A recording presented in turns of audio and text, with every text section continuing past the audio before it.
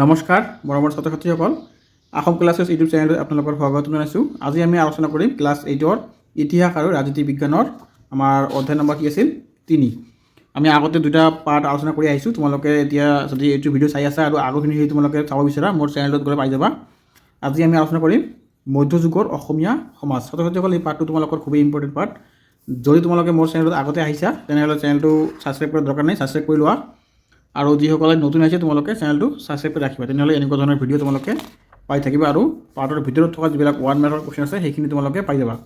ইয়াত চোৱা আমাৰ কি দিছে প্ৰথমতে পেজ নম্বৰ 32ত মধ্যযুগত অসমৰ অৰ্থনীতিৰ মূল ভেটি আছিল কি কৃষি। এইটো আমাৰ খুবেই ইম্পৰ্টেণ্ট হয়, তোমালোকে এইটো অলপ চাই ল'বা। মধ্যযুগৰ কি আছিল মূল ভেটি কি আছিল কৃষি, এইটো আমাৰ ইম্পৰ্টেণ্ট হয়। তাৰপিছত এইটো চোৱা কি অসম মধ্যযুগৰ পৰাই কুটিৰ আৰু ক্ষুদ্ৰ শিল্পত চহকী, এইটো আমাৰ ইম্পৰ্টেণ্ট হয়। তাৰপিছত ইয়াত দি আছে কি আত্মনিৰ্ভৰশীলতা সেই যুগৰ এটি প্ৰধান বৈশিষ্ট্য, এইটো আমাৰ খুবেই ইম্পৰ্টেণ্ট। তাৰপিছত পেজ নম্বৰ 33 চোৱা কি দিছে মধ্যযুগ স্থাপত্য ভাস্কৰ্য আৰু চিত্ৰকলাত অতি চহকী আছিল, এইটো আমাৰ খুবেই ইম্পৰ্টেণ্ট। তাৰপিছত ইয়াত আহা তোমালোকে কাছাৰীসকলৰ ৰাজধানী কি আছিল আমাৰ ডিমাপুৰ, তোমালোকে গম পোৱা নে নাই কাছাৰীসকলৰ ৰাজধানী আছিল কি আমাৰ ডিমাপুৰ। তাৰপিছত তোমালোকে এইফালে চোৱা কি দিছে আহোম স্বৰ্গদেউসকলে নিৰ্মাণ কৰা শিৱদৌল, জয়দৌল, উমানন্দ মন্দিৰ, উগ্ৰতাৰা মন্দিৰ, কামাখ্যা, এইবিলাক তোমালোকে চাই ল'বা। আহোম স্বৰ্গদেউসকলে কি কি নিৰ্মাণ কৰিছিল ইয়াৰ পৰা আগৰ পৰা তোমালোকৰ কোৱেশ্যন।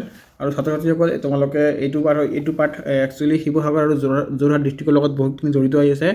যিসকল ছাত্ৰ ছাত্ৰী শিৱসাগৰত থাকে তেওঁলোকে এইটো পাৰ্ট ভালকৈ বুজি পাব, ক'ত কি আছে আৰু কোনটো চিত্ৰ ক'ৰ হয় আৰু কোনে নিৰ্মাণ কৰিছিল সেইটো ভালকৈ বুজি পাব। আৰু যিসকলে যোৱা নাই শিৱসাগৰ তেওঁলোকে এবাৰ ফুৰিবলৈ যাবা, তোমালোকে তেনেহ'লে এইটো পাৰ্ট তোমালোকৰ খুবেই ক্লিয়াৰভাৱে বুজি পাবা। এতিয়া যাব নোৱাৰিলে পিছত যাবা তোমালোকে। তাৰপিছত তোমালোকে চোৱা ইয়াত কি দিছে কি এইটো আমাৰ খুবেই ইম্পৰ্টেণ্ট সুকুমাৰ বৰকাইথে কি লিখিছিল হস্তি বিদ্যায়নৰ পুথি ৰচনা কৰিছিল। তাৰপিছত ইয়াত কি দিছে চোৱা তোমালোকে পুৰুষোত্তম ই লিখিছিল কি ৰত্নমালা। তাৰপিছত দি আছে অনন্ত কন্দলী কি লিখিছিল ভাগৱত, এইবিলাক আমাৰ খুবেই ইম্পৰ্টেণ্ট।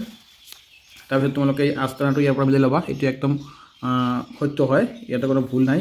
তাৰপিছত তোমালোকে এইটো লিখি ল'বা, তোমালোকে এই ড্ৰেছখিনি লিখি ল'বা ইয়াৰ পৰা। মই আৰু ভিডিঅ' লৈ ইয়াৰ পিছত তোমালোকে কুৱেশ্যনখিনি পাই যাবা, এতিয়া জাষ্ট তোমালোকে এইবিলাক লিখি লোৱা। তাৰপিছত তোমালোকে চোৱা ইয়াত শুদ্ধ অশুদ্ধ কোনটো টিক মাৰ্ক দিব লাগে ইয়াৰ পৰা তোমালোকে চাই লোৱা।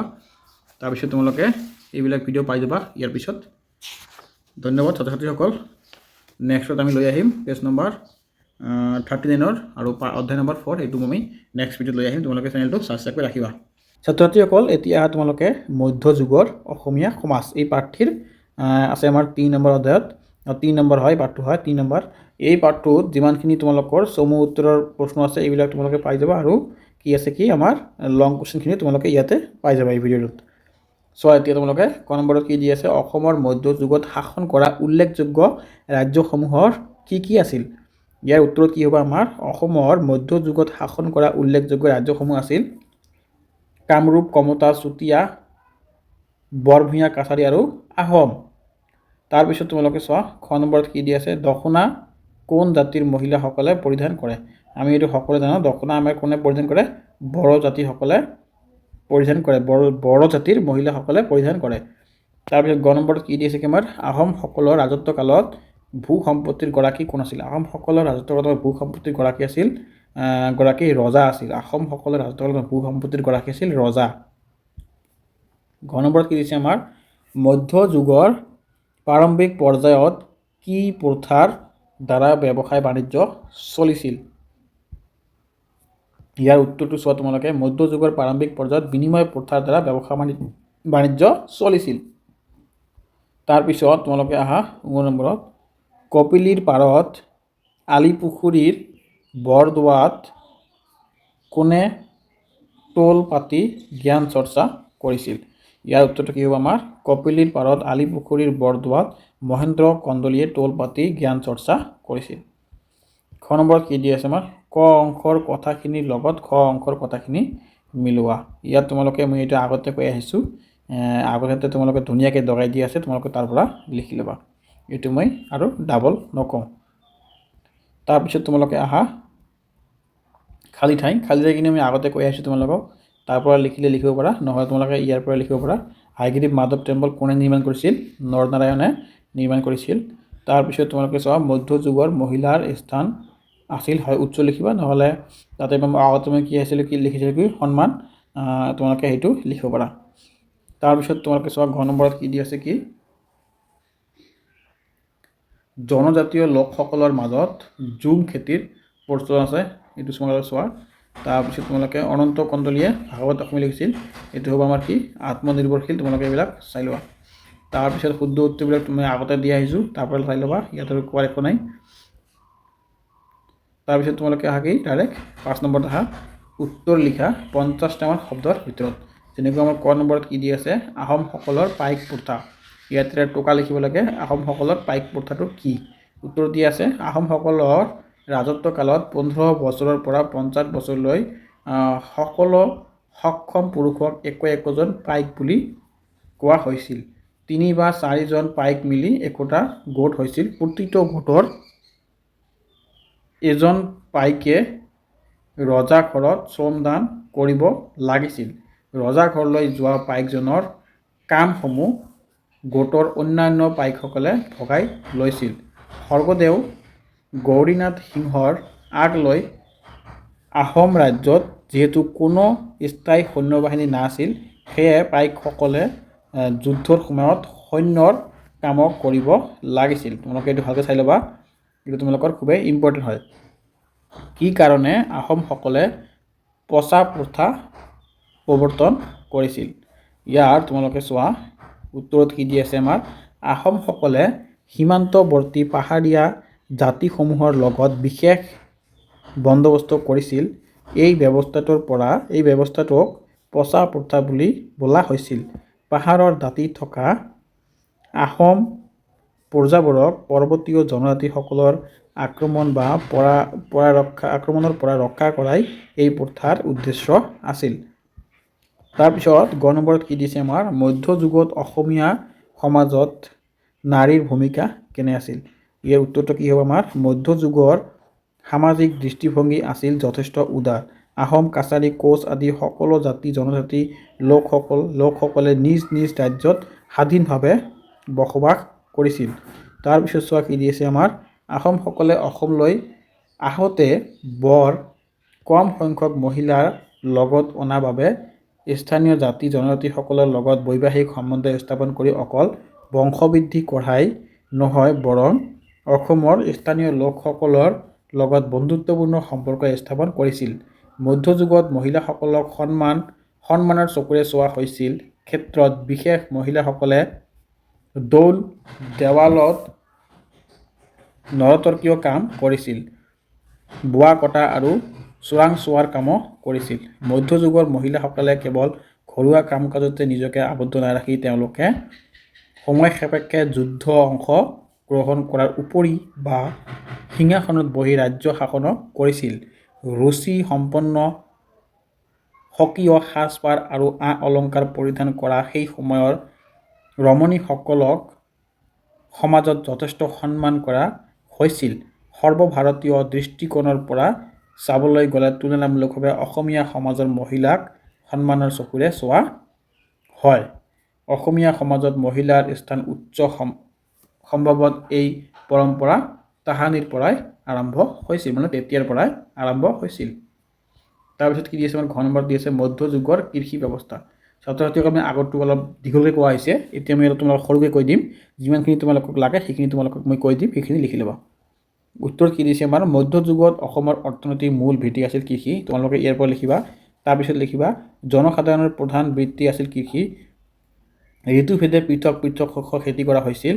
ধান, মাহজাতীয় শস্য, তাৰপিছত তেলজাতীয় শস্য, কুঁহিয়াৰ, মৰাপাট, কপাহ, বিভিন্ন ধৰণৰ ফল মূল, শাক পাচলি আদি আৱশ্যকীয় সামগ্ৰী অসমীয়া মানুহে উৎপাদন কৰিছিল। তোমালোকে ইয়াৰ পৰা লিখি দিবা। তাৰপিছত তোমালোকে আহা নম্বৰত কাছাৰীসকলৰ স্থাপত্য বিদ্যাৰ উল্লেখযোগ্য দিশবোৰ কি কি আছিল। এইটো কি হ'ব আমাৰ উত্তৰটো কি আছে কাছাৰীসকল স্থাপত্য ভাস্কৰ্য শিল্প কলাত উচ্চ খাপৰ আছিল।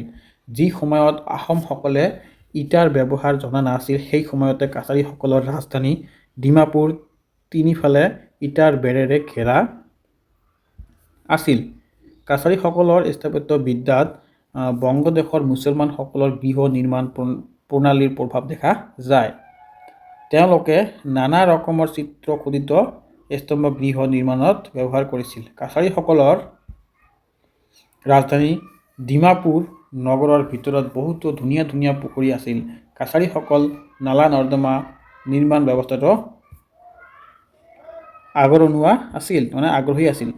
তাৰপিছত দি আছে আমাৰ 6 নম্বৰত কি দিছে আমাৰ মধ্যযুগত অসমৰ অৰ্থনৈতিক কাম কাজৰ ওপৰত কি টোকা প্ৰস্তুত কৰা। ইয়াৰ চোৱা তোমালোকে উত্তৰ কি দিছে আমাৰ মধ্যযুগত অসমৰ অৰ্থনীতিৰ মূল ভেটি আছিল কৃষি। জনসাধাৰণৰ প্ৰধান বৃত্তি আছিল কৃষি। ঋতুভেদে পৃথক পৃথক শস্যৰ খেতি কৰা হৈছিল। ধান, মাহজাতীয় শস্য, তেলজাতীয় শস্য, কুঁহিয়াৰ, মৰাপাট, তাৰপিছত কপাহ, বিভিন্ন ধৰণৰ ফল মূল, শাক পাচলি আদি আৱশ্যকীয় সামগ্ৰী অসমীয়া মানুহে উৎপাদন কৰিছিল। পাহাৰ অঞ্চলত প্ৰধানত খলপীয়া কৃষি পদ্ধতিৰ সময়ত ফল মূলৰ খেতি কৰিছিল। জনজাতীয় লোকসকলৰ মাজত ঝুম খেতিৰ প্ৰচলন আছিল। কৃষকে খেতিৰ মাটিৰ বাবদ ৰজাক কৰা সোধাব লাগিছিল। তাৰপিছত প্ৰতিজন পাইকে ৰাজ্যৰ হকে কাম কৰি দিয়াৰ বাবদ দুপুৰাকৈ খাজনাহীন মাটি ভোগ কৰিছিল। মধ্যযুগত অসমখন ক্ষুদ্ৰ আৰু কুটীৰ শিল্পৰ ক্ষেত্ৰত যথেষ্ট আগবঢ়া আছিল। তোমালোকে ইয়াৰ পৰা লিখি দিবা। তাৰপিছত তোমালোকে 7 নম্বৰত আহোমসকলৰ ভূমি নীতিৰ ওপৰত মতামত আগবঢ়োৱা।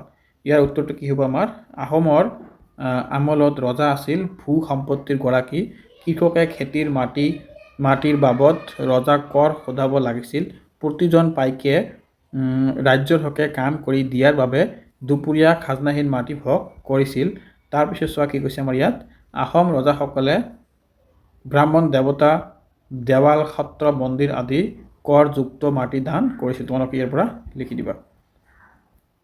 তাৰপিছত চোৱা তোমালোকে 8 নম্বৰ কি দিছে মধ্যযুগত নিৰ্মিত মঠ মন্দিৰসমূহৰ ছবি সংগ্ৰহ কৰি এটা এলবাম তৈয়াৰ কৰা। তোমালোকে এইটো চাই লোৱা অলপ, এইটো পৰীক্ষাত নাহে তোমালোকৰ, এইটো পৰীক্ষাত চান্স নাই, মানে নাই 100% এইটো তোমালোকৰ একদমত নাহে। তোমালোকে এইটো জাষ্ট চাই লোৱা ছবিখিনি। 10 নম্বৰ কি দিছে আমাৰ সাম্প্ৰতিক অসমৰ ভাষা সাহিত্য সংস্কৃতি প্ৰতিটো জাতি জনগোষ্ঠীৰে উমৈহতীয়া সৃষ্টি আৰু সম্পত্তি বাক্যশাৰীৰ তাৎপৰ্য ব্যাখ্যা কৰা। ইয়াৰ উত্তৰটো কি দিছে আমাৰ মধ্যযুগৰ অসমত সাহিত্য সংস্কৃতিৰ মানচিত্ৰখন নিৰ্মাতা হ'ল খিলঞ্জীয়া জনজাতীয় ভাস্কৰ গোষ্ঠী, কমতা ৰাজ্যসকল আৰু উজনি আহোমসকল। সাম্প্ৰতিক অসমৰ ভাষা সাহিত্য সংস্কৃতি প্ৰতিটো জাতি জনগোষ্ঠীৰে উমৈহতীয়া সৃষ্টি আৰু সম্পত্তি। কামৰূপ কমাৰ ৰজাসকলৰ পৃষ্ঠপোষকতাত হেম সৰস্বতী, কবিৰত্ন সৰস্বতী আৰু হৰিহৰ বিপ্ৰই অসমীয়া ভাষাত বাক্য ৰচনা কৰিছিল। তাৰপিছত চোৱা কি দিছে সেইদৰে কাছাৰী ৰজা মহামান্বিকৰ পৃষ্ঠপোষকতাত মাধৱ কন্দলীয়ে অসমীয়া ভাষাত ৰামায়ণ ৰচনা কৰিছিল। ছাত্ৰ ছাত্ৰীসকল মোৰ ভিডিঅ'টো ইয়াতে শেষ কৰিলোঁ। তোমালোকৰ যদি ভিডিঅ'টো ভাল লাগিছে চেনেলটো ছাবস্ক্ৰাইব কৰি ৰাখিবা আৰু তোমালোকৰ এনেকুৱা ধৰণৰ ক্লাছ 8ৰ 9ৰ 10ৰ সকলো ছাবজেক্টৰে কুৱেশ্যন এনচাৰ পাই যাবা। গতিকে তোমালোকে কি কৰা ভিডিঅ'টো ছাবস্ক্ৰাইব কৰি ৰাখি দিয়া, তোমালোকৰ বহুত উপকাৰ হ'ব। ধন্যবাদ।